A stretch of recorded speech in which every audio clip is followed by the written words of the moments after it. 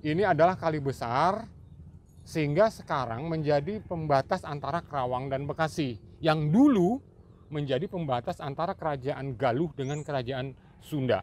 Kali inilah pembatasnya. Makam Belanda itu Bang di mana Bang? Oke, di sana nanti. Benar kalau di sini itu pernah dihuni para pejabat-pejabat Belanda. CRB, cerita rakyat Bekasi. Assalamualaikum warahmatullahi wabarakatuh.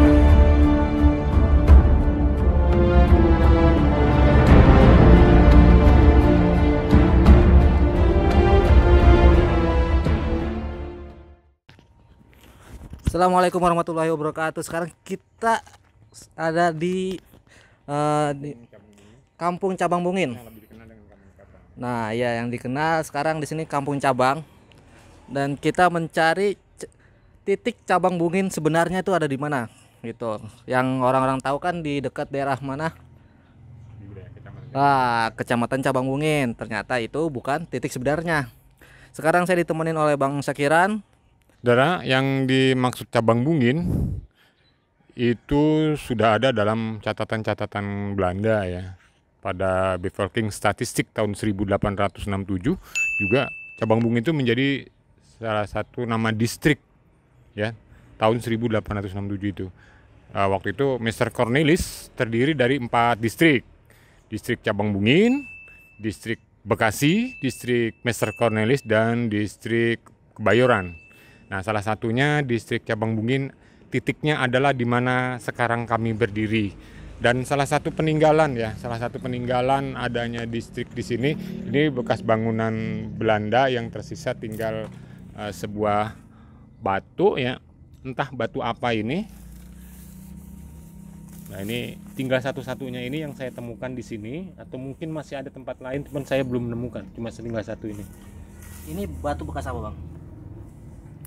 Saya kurang tahu apa umpak ya, atau bekas tiang pagar gitu. Dan kantornya itu dulu? Kantornya sebelah sana. Oh, kantornya sebelah sana. Iya, berdasarkan peta kantor sebelah sana. Oh, sesuai peta tahun berapa itu Bang? Di 1902. Oh, 1902. Di peta 1902 kantornya sebelah sana. Di sana di belakang juga ada penjara. Tapi yang sekarang wilayahnya di wilayah Jaya Sakti. Jaya Sakti. Ya. Jadi ini dulu masih gabung dengan wilayah Kecamatan Cabang Bungin gitu, dan masih dalam satu desa dulunya, kemudian dimekar-mekarkan setelah Indonesia merdeka. Asal dimekar-mekarkan gitu. Dan kenapa disebut Cabang Bungin?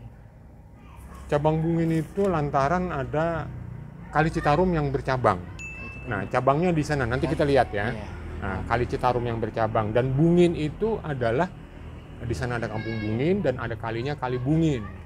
Tapi Bungin menurut bahasa Sunda kuno artinya delta. Delta itu adalah sedimentasi yang disebabkan oleh atau dari lumpur Citarum sehingga membentuk delta. Nah, deltanya itu ya adalah sebuah daratan yang diapit oleh 2 sungai, yaitu Sungai Citarum dan Sungai Bungin atau Kali Bungin. Kalau orang-orang aslinya ini Cabang Bungin itu kalau berdasarkan catatan JPAS itu bahwa di akhir abad 16 dan awal abad 17 bahwa wilayah Citarum ini sudah dihuni oleh kelompok-kelompok masyarakat. Nah, ini bisa diasumsikan ya, bisa didekatkan dengan migrasinya orang-orang dari Jakarta setelah Jayakarta digempur oleh POC. Oh, semuanya pada mengungsi ke wilayah sini, pesisir. Dan ini dugaan kuatnya itu ke arah situ. Dugaan kuatnya. Ya. Sekarang kita coba untuk mencari apa tadi? Sungai ya, atau Kali Bungin yang menjadi penamaan dari Cabang Bungin itu sendiri. Oke.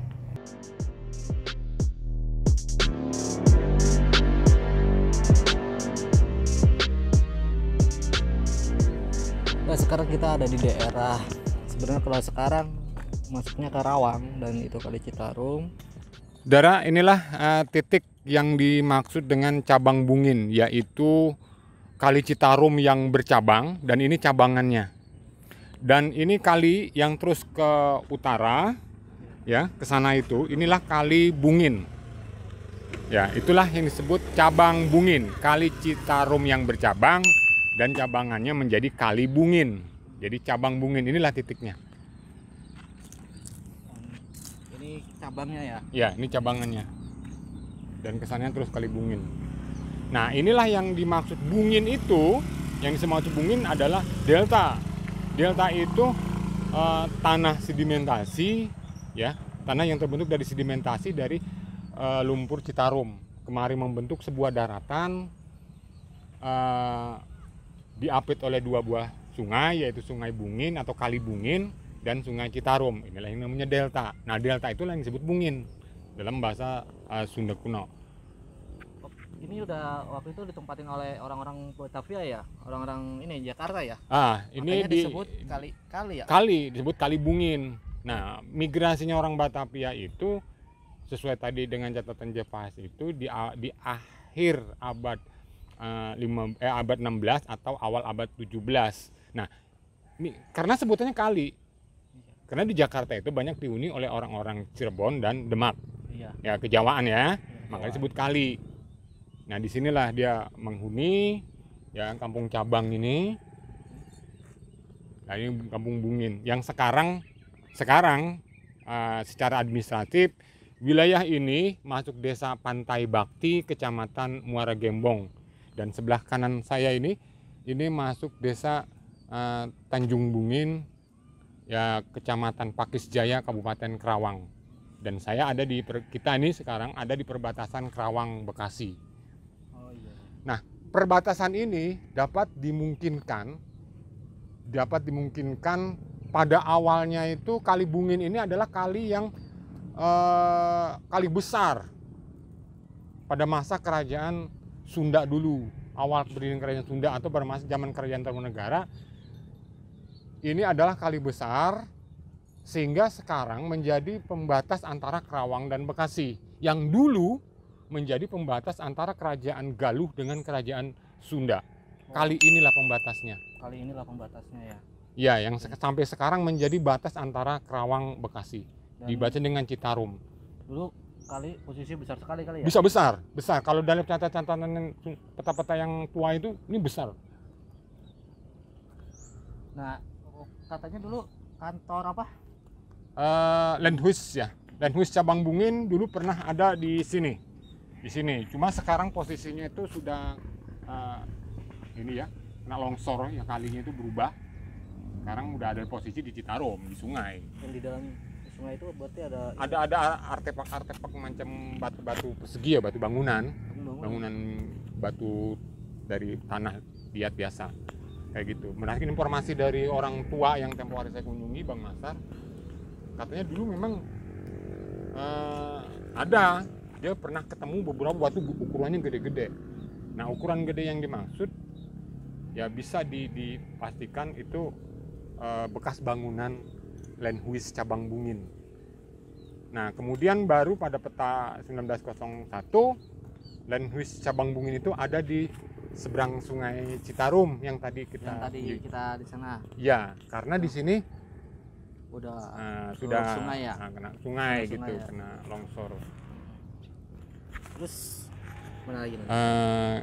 Nanti kita ke titik bekas kantor-kantor kecamatan cabang Bungin, distrik cabang Bungin yang dulu. Distrik cabang Bungin. Yang sekarang sudah entah ada lagi bentuk bangunannya, udah rata lah. Kalau cerita orang-orang tua dulu sama di situ juga. Iya, memang di situ.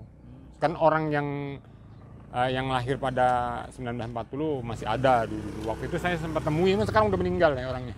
Dia cerita memang sini dulu bangunan Belanda mulu di distrik cabang Bungin itu. Oke, nanti kita ke situ.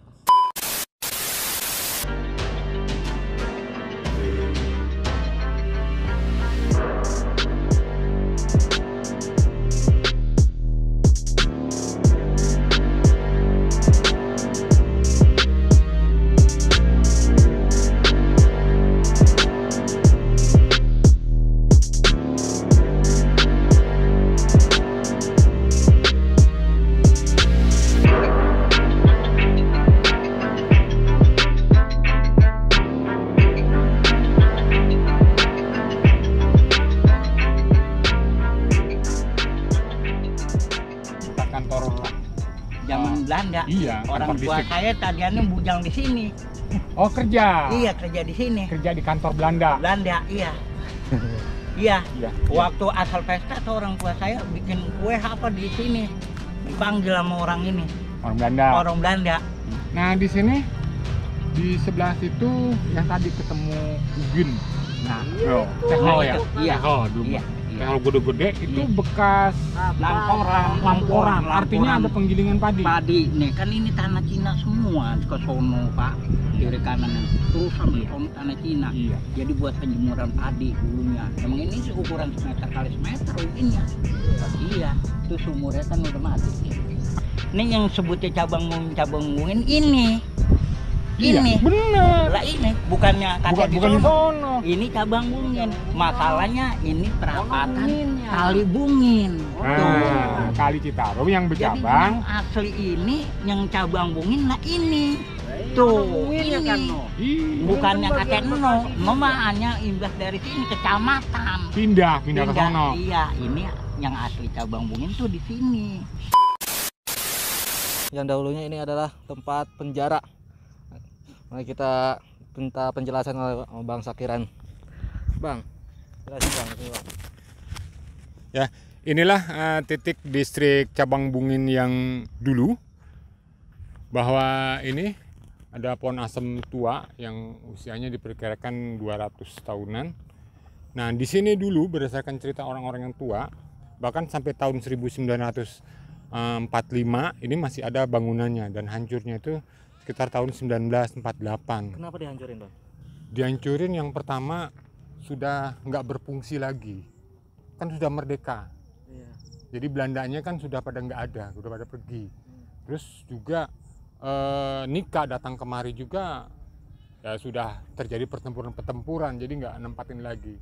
Sementara Jepang sendiri nggak nempati. Ya, tempat biasanya ini. Jepang kan langsung menggantikan. Tapi nggak menempati. Berdasarkan informasi dari masyarakat tertua di sini yang tempo hari saya hubungi, kata dia karena aspek kebencian masyarakat sini terhadap Belanda, jadi terhadap ya sisa-sisa bangunannya itu dihancurkan, dan yang bisa dimanfaatkan diantaranya ini kan kayu-kayunya itu. Dan bekas-bekas itu masih ada nggak, Bang? Apa tuh? Coba unjuk. Oh, ada ini bekas bangunan. Ini kan di wilayah persawahan ya. Iya. Oh, emang dulu ini sawah juga, penjaranya dekat sawah. Iya, dekat sawah. Nih. Nah, ini lihat artefak-artefaknya. Ini bekas bangunan dulu. Oh, di sini bekas bangunan ya. Ya. Terus Nah, itu juga kan masih ada artefak tuh, batu-batu bekas bangunan dulu. itu tajam banget. Ya. Oh, ini ya, ini bekas-bekas.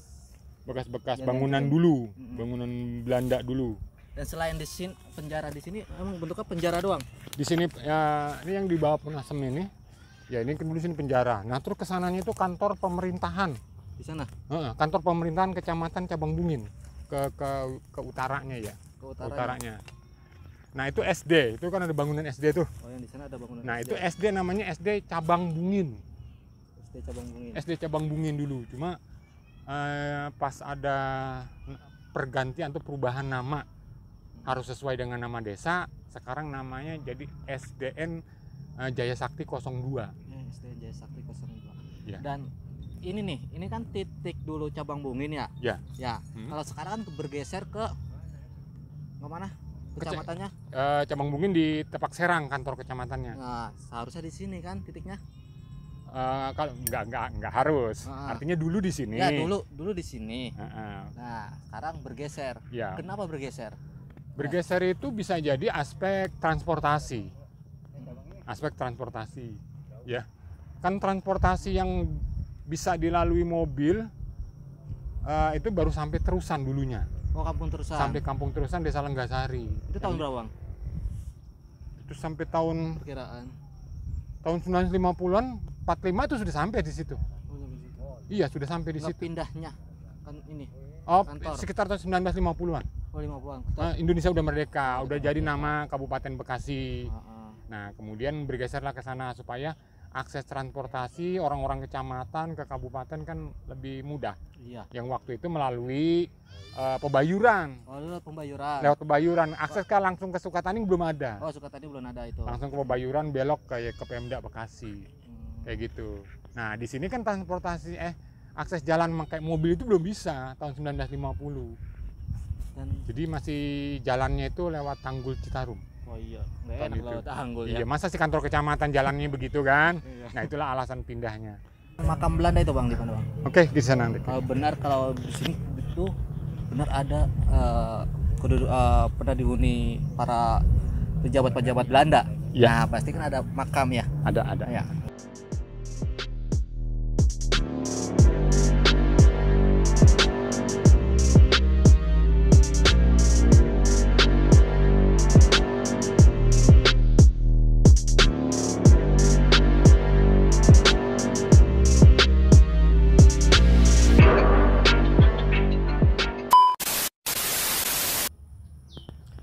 Sekarang kita ada di makam Belanda dan sini terdapat 2 makam. Dan ini siapakah yang tinggal di sini? Tinggal yang meninggal. Siapa seorang Belanda apa punya jabatan apa dia di sini? Tolong Bang Sakira jelaskan Bang. Berdasarkan informasi masyarakat setempat, 2 makam ini adalah suami istri yang diketahui bahwa suaminya ini punya jabatan kapitan atau kapten gitu. Mengenai kapan meninggalnya dan terus siapa namanya, jadi masyarakat tertua sini pun nggak tahu. Jadi masyarakat tertua ini pun berdasarkan informasi dari orang tuanya, ini loh makam kapitan yang sama istrinya dimakamkan di sini. Ini adalah para pegawai kecamatan Cabang Bungin yang diantaranya yang meninggal dan dimakamkan di sini dengan jabatan kapitan. Kalau masa-masa jabatan juga nggak tahu ya. Belum ditemukan artisnya, arsipnya belum ditemukan. Informasi masyarakat juga masyarakat belum bisa memberikan informasi jelas. Dan kalau keturunan-turunannya? Keturunan juga nggak jelas. Oh, keturunannya belum jelas. Nah, belum jelas juga. Artinya dari informasi dari masyarakat tertua sini nggak tahu gitu kemana keturunannya. Dan kalau kita lihat di sini tuh kuburannya posisinya nggak ada apa-apa. Ke timur ya, sama dengan kuburan Muslim. Iya. Apa dia seorang Muslim? Iya, dia seorang Muslim. Karena menurut informasi dari masyarakat bisa jadi waktu itu ya saya mencari, bisa jadi istrinya ini adalah pribumi. Pribumi sini yang beragama Islam, sehingga orang Belanda itu nikahi orang sini dan dia jadi pegawai di sini di distrik Cabang Bungin ini, kemudian sampai meninggalnya di sini. Artinya dia dalam keadaan Muslim. Dan ini emang makam posisinya di sini emang pemakaman luas apa? Enggak. Sebenarnya awalnya makam cuma ini aja. Cuma makam ini aja, cuma berhubung ini dataran tinggi. Masa makam cuma ini aja, akhirnya ditambah lagi dengan makam-makam baru tuh depan tuh. Makam-makam baru. Dan ini cuma ini aja ya yang makam Belanda ya? Iya, ini aja. Tempat lain belum dapat informasi. Ada pegawai-pegawai dia, bawahan dia? Enggak dapat informasi. Nggak dapat informasi. Kalau dari sini apa sih dari pengurus dari desa itu ini nggak ada dirapihin atau apa Bang? Kalau kita lihat ini. Jadi karena nggak jelas, jadi mau merapikan itu siapa dia itu? Kan sebuah makam itu jelas kudunya kan. Cuma baru cerita rakyat. Jadi cerita rakyat disebut makam kapitan.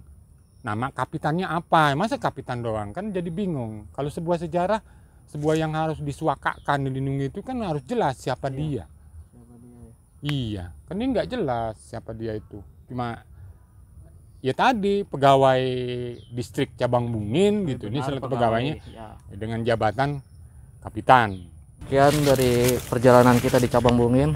CRB, cerita rakyat Bekasi. Assalamualaikum warahmatullahi wabarakatuh.